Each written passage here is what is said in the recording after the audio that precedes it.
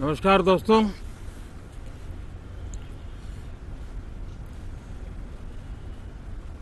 Monsoon सत्र में आप सभी मीडिया जगत के लोगों का स्वागत है। साथियों, मानसून नवीनता और नवसर्जन का प्रतीक है और अब तक जो खबरें मिली हैं, देश में मौसम बहुत ही अच्छे ढंग से आगे बढ़ रहा है। कृषि को लाभदायक मौसम की खबरें हैं और बारिश किसानों की अर्थव्यवस्था, देश की अर्थव्यवस्था, ग्रामीण अर्थव्यवस्था और इतना ही नहीं, हर परिवार की अर्थव्यवस्था में एक बहुत महत्वपूर्ण होता है। अब तक जो मुझे जानकारी दी गई है उस हिसाब से पिछले 10 वर्ष में जो पानी का भंडार हुआ है इस बार, वो करीब करीब 3 गुना हुआ है, जिसका आने वाले दिनों में भी देश के अर्थतंत्र को बहुत लाभ होगा। साथियों, ये मॉनसून सत्र राष्ट्र के लिए ये बहुत ही गौरवपूर्ण सत्र है। ये मॉनसून सत्र राष्ट्र के लिए एक अपने आप में विजयोत्सव का रूप है।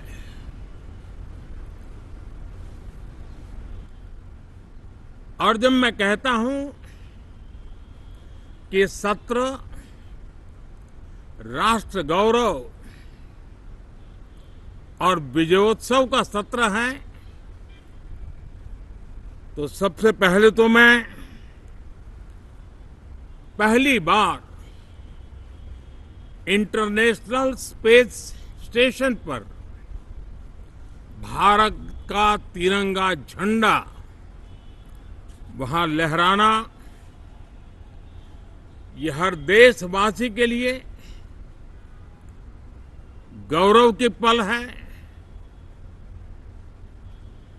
देश में साइंस टेक्नोलॉजी के प्रति, इनोवेशन के प्रति नया उमंग और उत्साह भरने वाली ये सफल यात्रा रही है और पूरे संसद, लोकसभा राज्यसभा दोनों सदन देशवासी जिस गौरव का अनुभव कर रहे हैं उसमें एक स्वर से जुड़ेंगे, एक स्वर से इसका यशगान होगा।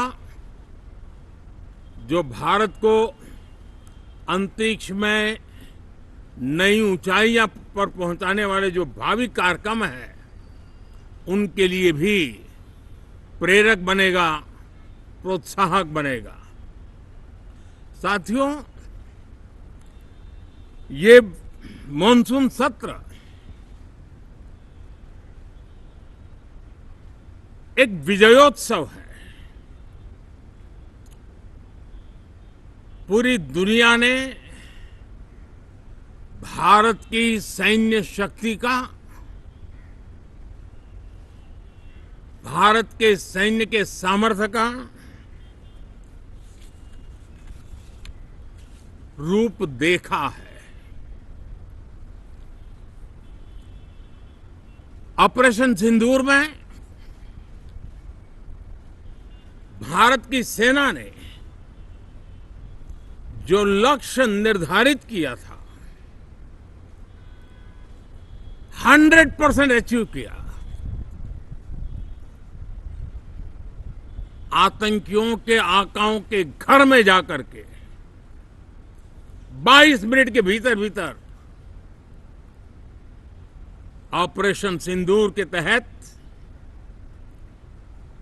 उसको जमींदोज कर दिया गया। और मैंने बिहार की एक कार्यक्रम में इसकी घोषणा की थी, जो हमारी सैन्य शक्ति ने बहुत ही कम समय में सिद्ध करके दिखा दिया। और इसमें मेड इन इंडिया सैन्य शक्ति का ये नया स्वरूप, इस पर भी दुनिया बहुत आकर्षित हुई है। इन दिनों विश्व के जिन जिन लोगों से मिलना होता है तो भारत के इस मेड इन इंडिया जो औजार तैयार हो रहे हैं, उसके प्रति दुनिया का आकर्षण बढ़ रहा है। मुझे विश्वास है कि जब सदन इस विजयोत्सव को एक स्वर में विजय के भाव से इस सत्र के दरमियान उन ओजस्वी तेजस्वी भावनाओं को प्रकट करेगा, तो भारत की सैन्य शक्ति को बल मिलेगा, प्रोत्साहन मिलेगा, देशवासियों को प्रेरणा मिलेगी और सैन्य क्षेत्र में जो रिसर्च, इनोवेशन और मैन्युफैक्चरिंग हो रहे हैं, made in India defence equipment बन रहे हैं, उसको भी एक बल मिलेगा और जो भारत के नौजवानों के लिए नए रोजगार के अवसर पैदा करेगा। साथियों,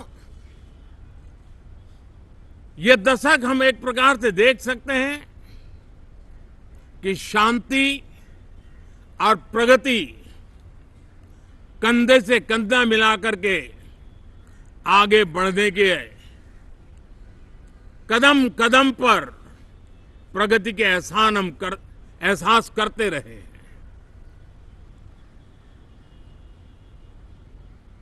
देश कई प्रकार की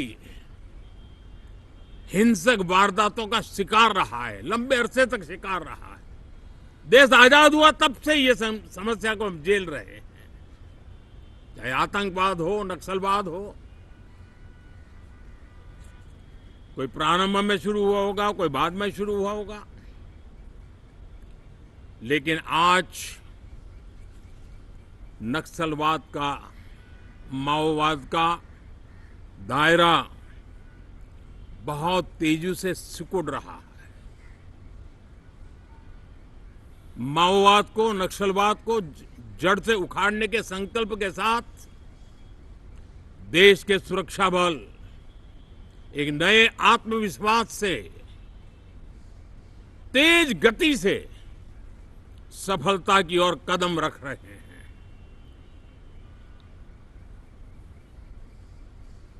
और मैं गर्व से कह सकता हूं,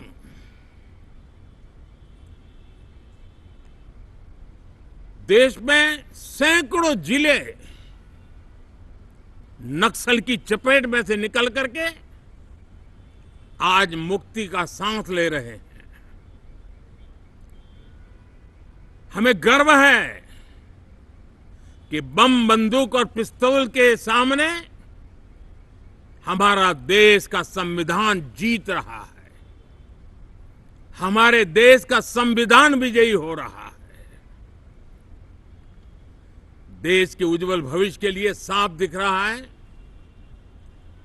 कि कल तक जो रेड कॉरिडोर थे, वो आज ग्रीन ग्रोथ जोन में परिवर्तित होते नजर आ रहे हैं। साथियों, एक के बाद ऐसी घटनाएं देशभक्ति के लिए, देश की भलाई के लिए संसद में पहुंचे हुए हर माननीय सांसद के लिए गौरव का पल है। और संसद के इस सत्र में ये गौरव गान पूरा देश सुनेगा, हर सांसद से सुनेगा, हर दल से सुनेगा। साथियों, आर्थिक क्षेत्र में भी जब 2014 में आप सबने हमें जिम्मेवारी दी, देश फ्रेजाइल 5 की अवस्था से गुजर रहा था। 2014 के पहले वैश्विक अर्थव्यवस्था में हम 10वें नंबर पर थे और आज भारत तेज गति से दुनिया की तीसरे नंबर की अर्थव्यवस्था बनने की दिशा में आगे बढ़ रहा है, दरवाजे पर दस्तक दे रहा है। इन दिनों 25 करोड़ गरीबों का गरीबी से बाहर निकलना, जिसको विश्व की अनेक संस्थाएं सराहना कर रही है। देश में एक जमाना था 2014 के पहले, जब महंगाई का दर, इन्फ्लेशन रेट डबल डिजिट में हुआ करता था। आज 2% के आसपास आकर के देश के सामान्य मानव के जीवन में राहत बन गया है, सुविधा बन गया है।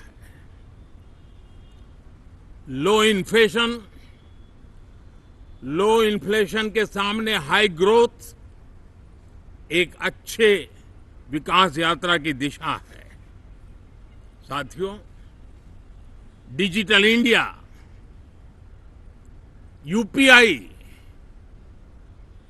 आज भारत के एक नए सामर्थ्य को दुनिया देख रही है, पहचान रही है और ज्यादातर देश में उसके प्रति एक आकर्षण पैदा हो रहा है। यूपीआई ने फिनटेक की दुनिया में अपने एक नाम कमाया है। रियल टाइम डिजिटल ट्रांजैक्शन दुनिया में सबसे ज्यादा हो रहे हैं। दुनिया में जितने हो रहे हैं, अकेले भारत में उससे ज्यादा हो रहे हैं। साथियों, पिछले दिनों इंटरनेशनल लेबर ऑर्गेनाइजेशन का एक वैश्विक समागम था और उसमें भारत ने बहुत बड़ी ऊंचाई प्राप्त की है। आईएलओ का कहना है कि 90 करोड़ से ज्यादा लोग भारत में अब सोशल सिक्योरिटी के दायरे में हैं। ये अपने आप में एक बहुत बड़ा अचीवमेंट है। उसी प्रकार से वैश्विक संस्था WHO ने ये कहा है कि भारत अब आंख की जो बीमारी आमतौर पर बारिश के सीजन में ज्यादा देखी जाती थी, ट्रैकोमा, अब भारत को WHO ने ट्रैकोमा फ्री घोषित किया है। तो आरोग्य के क्षेत्र में भी ये अपने आप में एक महत्वपूर्ण भारत के लिए सिद्धि है। साथियों, पहलगाम की क्रूर अत्याचार, नरसंहार, पूरी दुनिया चौंक उठी थी। आतंकवादी और आतंकवादी के आके दुनिया का ध्यान उनकी तरफ केंद्रित हुआ था और उस समय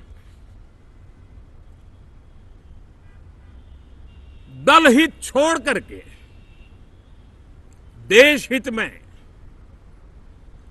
हमारे ज्यादातर दलों के प्रतिनिधि, ज्यादातर राज्यों के प्रतिनिधि विश्व भ्रमण किया, दुनिया के अनेक देशों में गए और एक स्वर से दुनिया के सामने आतंकवादियों का आका पाकिस्तान को बेनकाब करने का एक बहुत सफल अभियान चलाया। मैं आज राष्ट्रहित में किए गए इस महत्वपूर्ण कार्य के लिए उन सभी सांसदों की सराहना करना चाहता हूं, सभी दलों की सराहना करना चाहता हूं और उसने देश में एक सकारात्मक वातावरण पैदा किया। विश्व ने भारत की बात को स्वीकार करने की दिशा में अपने मन के द्वार खोले और इसके लिए ये हमारे सांसदगण, हमारे राजनीतिक दल सराहना करने के मेरे लिए सौभाग्य है। साथियों, हम जानते हैं कि ये स्पिरिट, एक स्वर, एक एकता का वातावरण देश को कितना उत्साह से भर देता है। विजयोत्सव का ये पर्व इस मानसून सत्र में भी उसी भाव से प्रकट होगा। देश की सैन्य शक्ति को सराहना करेगा, देश के सामर्थ्य का गौरवगान करेगा और देश के 140 करोड़ नागरिकों को नई प्रेरणा का कारण बनेगा। मुझे विश्वास है कि हम सब मिलकर के डिफेंस के क्षेत्र में आत्मनिर्भर होने के इन प्रयासों को बल दें, सेना के सामर्थ्य की सराहना करें और मैं आज देशवासियों के सामने जरूर कहूंगा और देश के राजनीतिक दलों से भी कहूंगा कि देश ने एकता की ताकत देखी है,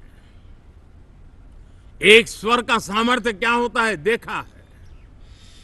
तो सदन में से भी सभी माननीय सांसद उसको बल दें, उसको आगे बढ़ाएं और मैं जरूर कहूंगा, राजनीतिक दल अलग अलग हैं, हर एक का अपना एक एजेंडा है, अपनी एक भूमिका है, लेकिन